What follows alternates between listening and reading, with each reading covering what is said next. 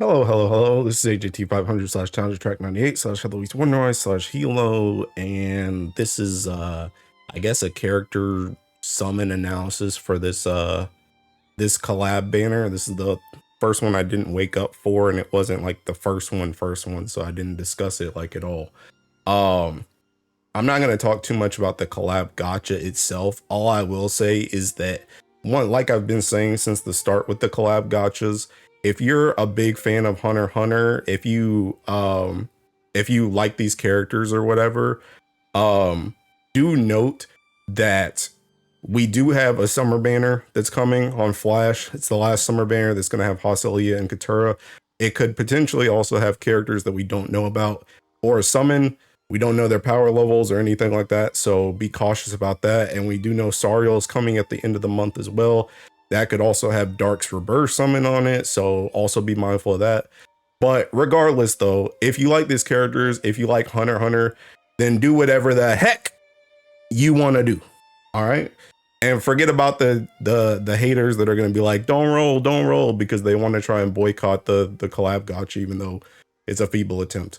So I'm just going to start with Chrollo, actually, because I don't have Chrollo. So I'm going to go through Chrollo.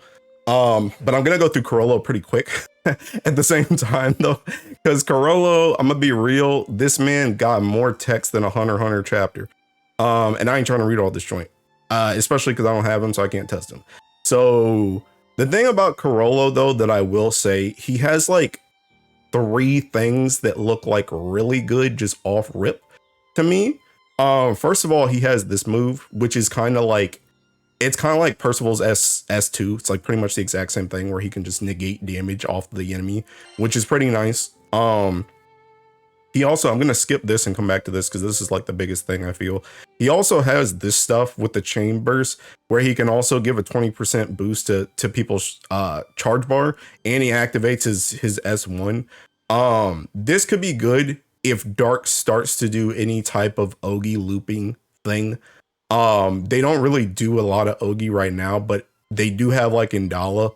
So if any type of Ogi looping thing comes out, this could be kind of nice.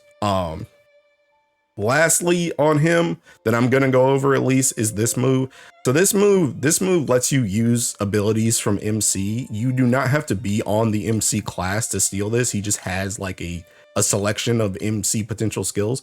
The big one that people are talking about is this one though, the tactical relocation, because essentially he can swap around characters in the party for free. And the thing about it too is this is not like Ellie specific, so he can do this in any Ellie.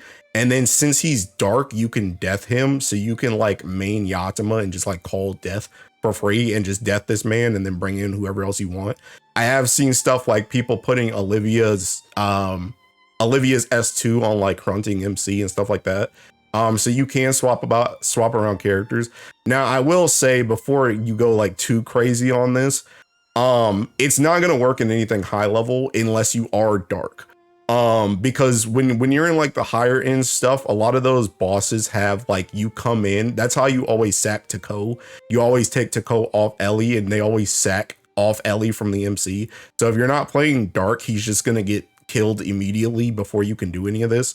So that's not really gonna work. It could be useful in lower end stuff, or potentially Guild War, has yet to be seen. I don't really know what you would do with this in Guild War, but maybe. But you also have to know that you can already use like that Luna chick to death somebody and death her. So you can kind of already do this without him. So I don't know how actually useful this will be, but yeah, that is a thing. And I'd say that's his biggest unseen potential, because there's so much stuff that could happen in the future that we don't know about with this. I don't know if I would roll for him specifically for that, but if you're like a freak or if you're like a whale, then maybe, just so that you have coverage, because you can use it in stuff for like Grace Velger and stuff like that too. So that's pretty much all I'm going to talk about with Chrollo, because again, I don't have him, I can't test him, so I don't know with this character. Also, on a side note, real quick, both their weapons are again copies of weapons that already exist. I don't know who Kurapika's is, but Chrollo's is seeking that sword dude. I forgot his name. What's that seeking dude who has the seeking this guy? Lucius? Yeah, Lucius. It's a copy of his weapon. So if you weren't gonna use his weapon, then you're probably not gonna use Chrollo's weapon. Kurapika. So Kurapika seems pretty strong, actually. He seems pretty strong. I will say the one thing about Kurapika, though, for one thing, I can use some of these freaking dagger artifacts I have, God bless. But Kurapika has a lot of strong buffs. I have to get this out there off rip, though. This character is hilarious to me because this character is what Formal Fra wishes she could be. He has the same type of remove buff thing plus all the debuffs as her. He has literally the he casts this move which removes a debuff and heals when they use a special attack when he's in Scarlet Eyes, but he also gets all of this other stuff as well, plus he can buff the team like crazy, and he can activate this stuff way more, and his only condition is getting Scarlet Eyes. So, and pretty much once you come out of Scarlet Eyes, you have enough charge bar to go into Scarlet Eyes again, so you can just charge bar again. Pretty much the only downside of Scarlet Eyes is that it drops your max HP, but honestly, this kind of doesn't matter because he can heal so much, and you can bring somebody like actual Fra into this and just help heal as well. So while his max HP is going down and he can die, I actually tested him Siete earlier, and the only thing he died to was just he was below the 77,777 HP threshold just because he doesn't have that max HP anymore. That's the only reason why he died. But yeah, so he can die to stuff like that, but otherwise you can stay very healthy, and he does a lot of damage, and he buffs the party like crazy as well. So Kurapika, unironically, very strong. I'm actually going to show you this Siete. This Siete was me mashing. I was testing one of the Sietes I saw on Twitter from, I think, KST. But Kurapika actually does a lot of damage. He does a lot of damage. He's catching up to MC and Zeta as well. Now, again, I don't want to bait you with this character. He could get power crept. And he is still conditional, so I don't know if you always want to use this condition, and I don't know how well he's going to play in like super high level stuff as well, because again, he is cutting his HP, but he does provide a lot of kicking strong buffs, and he does a lot of damage himself. So unironically, kind of a strong character. Pretty strong, I would say. Now let's talk about the summon. If you see me with a max summon, no, you didn't. The summon, okay. So the thing about the summon is, like, I know a lot of people are going crazy about this, especially on Twitter right now, but this, I don't think it's OP as OP as people are saying it is, honestly. I'll go over the triple attack thing first. Now, I don't know how this is really going to go in Magna. I don't play Magna, so I don't know if you guys are like hurting for triple attack like that. But for one thing, a lot of dark characters have GTA. Like they can already guarantee triple attack, right? The other thing about dark is if you play dark in any recent time, like in the last like couple years, you probably have seen Aresh stuff, right? Aresh doesn't usually kill, you know, even somewhat long fights in one turn. You're a multi-turn thing.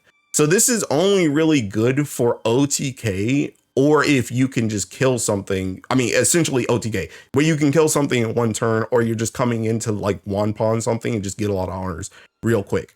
That's the only time where this is going to be really good. And the reason why I say that is, like, let's go look at like a dark party, right? I'm gonna take like this party. This party is my Aresh party. Well, they're all Aresh parties. This is my Akasha party. If I go to my Akasha party here, I'm already at 75% TA. And the thing about it too is, like, right now I have this in here, but before this was literally just Hao Mao. So the fact that this is a summon as well, it's not like you're like freeing up a summon slot. It's not like because you have this, oh, now I can drop Hao Mao and I can add another summon in. It's like, no, you're just dropping Hao Mao to put this summon in, essentially. So the thing about it is, it's like, it's good if you're only gonna do like one turn. or if you want to do a ton of damage on one turn and then your other turns you don't care about the TA rate on them. But Howlmouth should still be more consistent if you care about anything that's more than one turn, just because you will have that extra 10% TA, which can help people hit GTA if they don't already have it consistently with Howlmouth, where after this it just drops off one turn, right? So honestly, I think the fact that they put this in dark kind of makes it like, it's not lackluster. Don't get it twisted. It's still a good summon, but it definitely isn't as OP as I feel like people are making it out to be, personally. And the other thing that I think is a little bit more important actually is the dispel cancel, especially if you're trying to do something for like Guild War, where if you push in certain places, they may dispel your buffs. Getting through Guild War with this dispel cancel, which I think this is probably the more reason. I think a lot of people are just looking at the triple attack and they're going like, oh my god. But I think a lot of people that like play Guild War at higher level, they're actually probably looking at the dispel cancel more, because if you push into certain spots and you get dispelled, it's like, okay, that sucks. But now you can just dispel cancel and you can just go through. Now the thing about it is, I will say, I do think the summon's good, but unless you're like trying to like top 100 Dark Guild War or something, I probably wouldn't care about this. I wouldn't roll on this banner just to get this, and I probably wouldn't Sunstone it either, to be honest, because it's like I just don't really think it's worth all that effort. Like this is really just for the dark of Dark Lords, to be honest. And honestly, I wouldn't be surprised if in a couple months to a year or something like that, they just release another summon that's like this exact same thing, but like better. I wouldn't be surprised about that at all, to be honest. So that being said, that's just my quick down and dirty about this banner. Again, if you're a HunterXHunter fan, do whatever the heck you want to do, roll if you want, but again, know that there are other banners, high priority banners, that are coming soon.